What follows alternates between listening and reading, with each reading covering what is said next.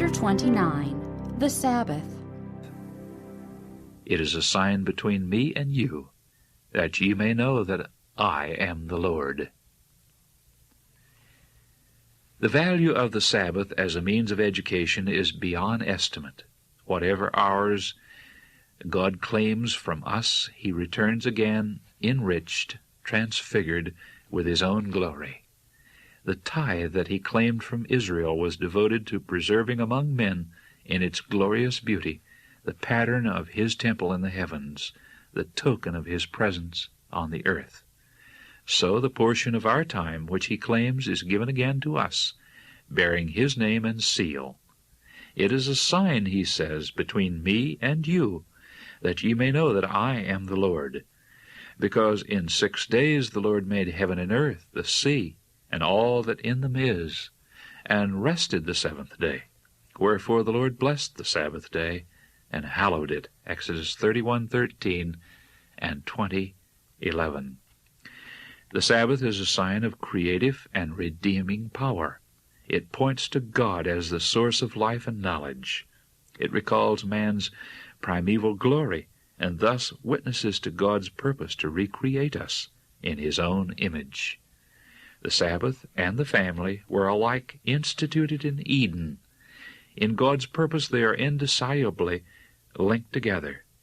On this day, more than on any other, it is possible for us to live the life of Eden.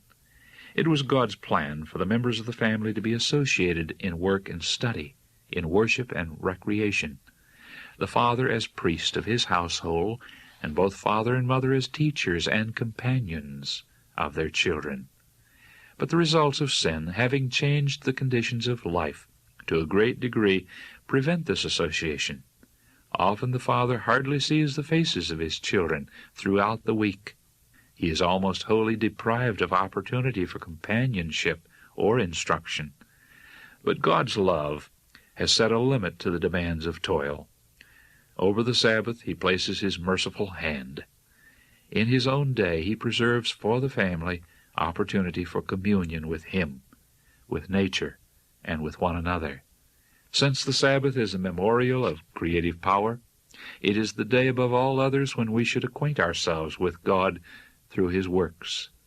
In the minds of the children, the very thought of the Sabbath should be bound up with the beauty of natural things. Happy is the family who can go to the place of worship on the Sabbath as Jesus and his disciples went to the synagogue, across the fields, along the shores of the lake, or through the groves.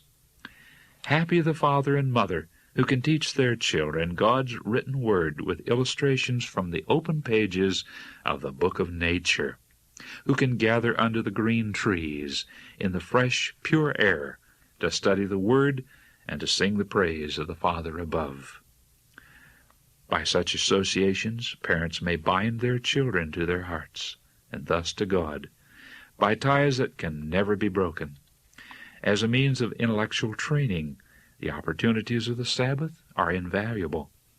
Let the Sabbath school lesson be learned not by a hasty glance at the lesson scripture on Sabbath morning, but by careful study for the next week on Sabbath afternoon, with daily review or illustration during the week. And thus the lesson will become fixed in the memory, a treasure never to be wholly lost. In listening to the sermon, let parents and children note the text and the scriptures quoted, and as much as possible of the line of thought to repeat to one another at home. This will go far toward relieving the weariness with which children so often listen to a sermon, and it will cultivate in all a habit of attention and of connected thought. Meditation on the themes thus suggested will open to the student treasures of which he has never dreamed. He will prove in his own life the reality of the experience described in the Scripture. Thy words were found, and I did eat them, and thy word was unto me the joy and rejoicing of mine heart. Jeremiah 15:16. I will meditate in thy statutes. More to be desired are they than gold, yea, than much fine gold. Moreover, by them is thy servant warned, and in keeping of them there is great reward. Psalms 119:48 and 19, verses 10 and 11.